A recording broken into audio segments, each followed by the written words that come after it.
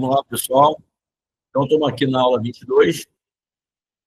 Estamos aqui na aula 22, continuando o protesto, tá? Então, vamos falar agora de competência territorial e funcional do tabelionato de protesto, tá? A função do tabelionato, do tabelião de protesto, né? Protocolizar, intimar, fazer a lavratura, fazer o registro do protesto, cancelamento, ou seja, são vários atos. Depois nós vamos vendo cada um deles, né? Conforme a prática, né? Está tudo no artigo 3º. É a competência funcional, ou seja, os atos que são praticados pelo tabelião de protesto. Agora, qual é a área, ou como é que funciona a competência territorial do tabelião? A competência territorial ela vai depender do título. Porque o título vai definir como é que funciona, qual é a competência que está definida no título. Por exemplo, é a praça de pagamento. E ali na praça de pagamento está qual é a comarca de praça de pagamento. A regra geral do protesto, que está lá no Código Civil, inclusive isso também no Código Nacional de Normas, é que a praça de pagamento, o tabelião responsável, é um tabelião onde está localizado o domicílio do devedor. Essa é a regra geral. Se cair na prova lá uma competência, perguntando a competência do tabelião, e você ficou em dúvida e tem a opção domicílio, essa você vai marcar. Tá? Agora, é claro, você tem que olhar para o título, porque ele vai te dizer o título, vai te dizer qual é o título. E aí, por exemplo, se é um cheque, a competência do cheque ela é concorrente. Pode ser tanto o tabelião de protesto da comarca do sacado, que é o banco, a unidade financeira, como também pode ser a comarca do domicílio do devedor. Então, aí você tem duas competências concorrentes. Okay? E outra coisa, como é apresentado o título ao tabelionato de protesto? Tem uma regra de que, se há apenas um tabelionato de protesto, o apresentante vai direto nele, porque ele é o único cartório competente para a prática daquele ato. É o único que tem competência formal e territorial para a prática daquele ato. Agora, se tem 2, 3 cartórios naquela mesma comarca, como será, então, feita o apontamento desse título para chegar até o tabelião e o tabelião fazer o protesto? Qual seria o cartório competente aqui? Qual o tabelionato? Primeiro, segundo ou terceiro ofício? Se tem 2, seria o primeiro ou segundo ofício. Né? Então, como é que é feito? O sistema de protesto, o sistema da atividade notarial e para o protesto, ela funciona por distribuição. Então, tem um distribuidor onde tem mais de um tabelionato de protesto, necessariamente vai ter um distribuidor. E qual é o papel do distribuidor? É fazer a distribuição quantitativa e qualitativa para os cartórios. Hoje, atualmente, as normas dizem que não tem mais, não vai ter um distribuidor isolado. Então, quem é que é responsável por esse distribuidor? É um dos cartórios.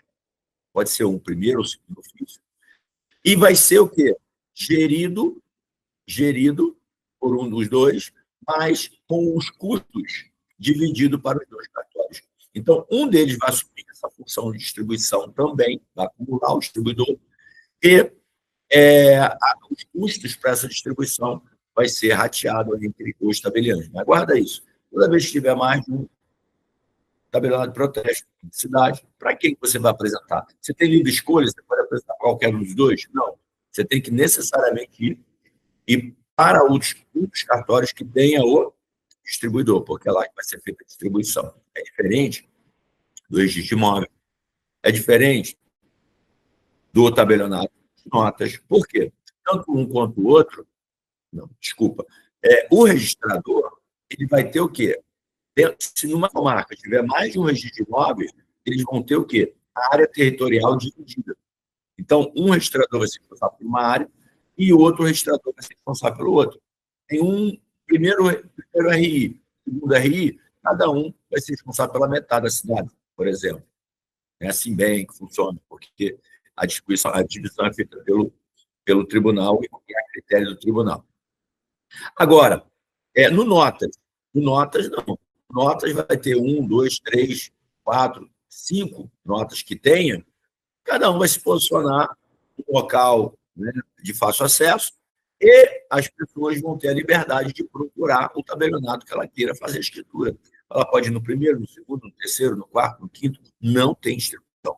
Tá? Então, perceba. Plano de protesto.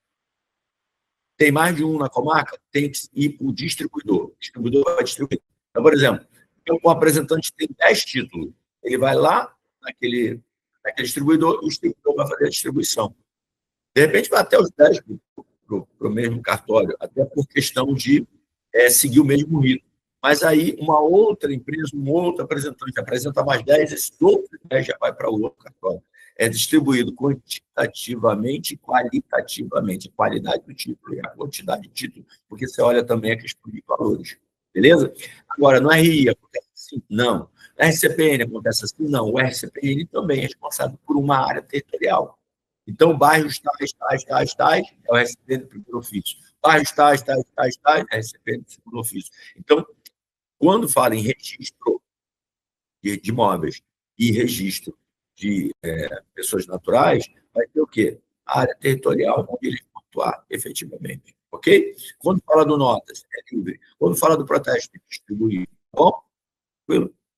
Bom, a apresentação dos títulos e providências iniciais. Gente, toda vez que um título é apresentado, ele recebe um protocolo, ele é protocolado. A partir do protocolo, então, o documento ele é qualificado, o título do documento de dívida ele é qualificado. E quanto tempo eu tenho da apresentação do título até a protocolização dele para a qualificação? E aí partir para a estimação e os outros procedimentos. 24 horas. Então, guarda isso. No momento que o título ingressa na serventia, você tem 24 horas para fazer a protocolização, para protocolar. Beleza? Aí eles vão receber a análise apenas formal, eu falei isso aqui no encontro. O tabelião não pode recusar um protesto de prescrição, caducidade, vício material. É totalmente diferente das outras atividades. Seja no RTD, seja no SCPJ, seja no Notas, seja no registro de imóveis, RCPN, todos eles vão fazer análise material dos registros e da prática de lavraturas de atos ou de negócios jurídicos, né? Formalização jurídica da vontade das partes do Notas. Os demais registros, todos eles vão fazer análise formal e material dos títulos, ou dos documentos, ou dos negócios que forem apresentados, ok? Beleza? No tabelionato de protesto, não. O tabelionato de protesto só faz análise formal, extrínseco, tá? Então, ele não analisa, faz análise material do negócio, ele não faz análise de prescrição, ele não faz análise de caducidade, tá? Ele não faz análise de vício material. Quem faz são as outras especialidades, ok? A apresentação pode ser feita em meio físico ou eletrônico. Gente, toda atividade notarial registral hoje, ela pode acontecer de forma física ou eletrônica, toda atividade. Existem centrais de todas elas, inclusive nós vamos ter uma aula específica só sobre isso, tá bom? Meios magnéticos, gravação de dados, os títulos escrituralizados também tem ingresso, que são as duplicatas eletrônicas. Nós também vamos ter aí um momento específico para falar dessas duplicatas eletrônicas aqui na protesto. Essa parte do protesto, esse primeiro encontro, ele é bem introdutório, né? Porque a gente está falando do início, né? É bem introdutório. A gente vai entrar nas partes específicas depois. Aqui é o beabá para aprender como é que funciona esse ingresso, como é que é a competência territorial, como é que é a competência formal. Tá? Títulos estrangeiros, eles podem ingressar, eles podem ser protestados? Sim, desde que tenham o quê? Tradução pública juramentada, tá bom? Está lá no artigo 10. Distribuição dos títulos, como eu falei, o objetivo da distribuição é garantir o quê? Imparcialidade, alternância entre os cartórios. Né? Deve obedecer os critérios de quantidade e qualidade, como eu falei, tem que guardar isso, com distribuição uniforme, regulada localmente, mas subordinada à norma nacional. Aqui tem, lá no CNJ, 149, a distribuição integra a organização administrativa da prestação de serviço e deve ocorrer no ambiente seguro digital. Tá? Beleza? Bom, prazo para lavatura do protesto. Gente, 3 dias, isso está em prova, tá? 3 dias úteis. E ele é contado a partir de quando? Ele é contado a partir da protocolização. Então, ó, entrou o título hoje, você tem 24 horas para protocolizar ele. Protocolizou, ganhou um protocolo. E dali para frente, então, você tem 3 dias. Só que você não conta a data do protocolo. Tá? Você vai contar a partir do próximo dia do protocolo. Então, por exemplo, eu estou no dia 2. O título foi apresentado no dia 1º. No dia 2, você tem até o dia 2 para protocolizar. Protocolizou, protocolou. Está protocolado, protocolizado. Dia 2. Aí você tem até quando a protestar esse título. Porque o prazo de 3 dias, gente, é para o protesto. E aí, no meio disso, tem intimação, tem... Né? Então, vamos lá, tem edital. Então, primeiro, apresentou. 2, protocolizou. Aí vem 2, eu conto? Não, aí eu começo a contar. A partir do dia 3, 4, 5. Então, você vai ter até o dia... Aí você vai ter o dia 5, até o dia 5 para protestar. O dia 5 é a data do protesto. Tá? Se você atrasar isso aqui, você tem que justificar. Porque o teu prazo legal são de 3 dias, tirando a protocolização. Então, começa a contar a partir do dia 3. 3, 4, 5. No dia 5, você tem que efetuar o protesto. Tá bom? E esse protesto, tese, ele é feito... Não vou falar aqui para não confundir vocês. Guarda só isso, por enquanto. Tá bom? Agora, professor, tá, então, eu tenho 3 dias, então, para intimar a pessoa. Protocolizou aqui foi o protocolo. Aí eu tenho, então, a partir do protocolo, eu tenho o dia do protocolo, dia 2, eu tenho o dia 3, eu tenho o dia 4. Perceba? Antes do protesto, eu ainda tenho mais 3 dias, então eu tenho os mesmos 3 dias para intimar a pessoa. Professor? Então você pode intimar até a véspera da data do protesto? Sim, até a véspera. Então, você tem aqui, se você contabilizar, você vê que são 3 dias também, já que não conta a data do protocolo, você tem 3 dias para intimar.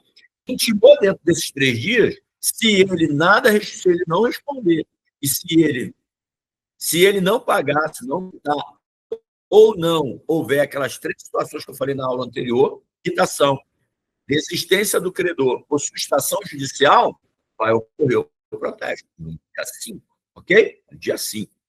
Professor, mas aí aconteceu no dia 2 não conseguiu intimar, no dia 3 também não conseguiu, no dia 4 também não conseguiu intimar. Foi intimar ele no dia 5, no último dia. Então, se no dia 5, que é o dia do protesto, é o dia que você consegue intimar, você não pode protestar no dia 5. Aí você tem que prorrogar no próximo dia útil. Percebeu? Mas não conseguiu também no dia 5. Eu vou fazer no dia 6. Foi intimado no dia 6. Se foi intimado no dia 6, mesma coisa. E sempre vai ter 24 horas após a intimação para o quê? Para fazer o pagamento. Se ele tem 24 horas para fazer o pagamento, você só pode protestar após 24 horas. Em não pagando, você não protesta. Mas existem casos aqui, o professor pode sair desse trito, é chamado, inclusive, trido legal, cai isso na próxima, sabe? Trido legal. Pode acontecer de ultrapassar esse trido? Pode. Imagina que aconteça, gente, de aqui no meio do caminho, ou no último dia antes do protesto, não conseguiu localizar. E aí você vem com a negativa. Ele se mudou, mudou-se, né? Ou ausente, não encontrou mesmo no local. Ele mora lá, mas sempre que vai não está. O endereço talvez seja desconhecido, o número não bateu. Ou seja, qualquer situação de frustração na intimação real, porque você primeiro está fazendo o quê? Uma tentativa de intimação real. O que é intimação real? Aquela que você vai até o endereço e consegue efetivar o quê? A intimação. Essa é a intimação real. É pessoal, professor? Não, não necessariamente pessoal, porque o protesto, o protesto requer o quê nesse procedimento célere? ele requer o quê? Que a intimação seja entregue no endereço indicado pelo apresentante. Se é no endereço indicado pelo apresentante, e você entregou lá naquele endereço, foi quem que recebeu? Foi a mãe, o tio, o pai, o primo, o amigo, qualquer pessoa que estiver lá naquele local. Se ela se predispôs a receber, está intimado. Está intimado para todos os fins. Foi entregue no local. A intimação ela é válida. Beleza? A pessoa vai assinar a intimação, claro, e tal. E aí é válida, porque foi entregue no endereço. Ok? E aí? Não conseguiu, foi frustrado, não conseguiu a real. O que o tabelião tem que fazer? Ele tem que fazer a intimação ficta. Guarda isso, gente. Ninguém pode ser, nenhum título e ninguém vinculado a um título pode receber uma restrição no protesto, através do protesto de título, sem que tenha havido intimação. Ou essa intimação ela é real, ou essa intimação ela é ficta. E o que é a intimação ficta, professor? É a intimação feita por edital. Então, o tabelião não encontrou a pessoa, foi frustrada a diligência para intimar do local, ou intimar de forma real, foi frustrado, então a intimação é feita de forma ficta. Essa forma ficta também é chamada de forma presumida, ok? Tranquilo? Beleza, gente. A intimação sempre tem que acontecer. Não tem possibilidade de não acontecer.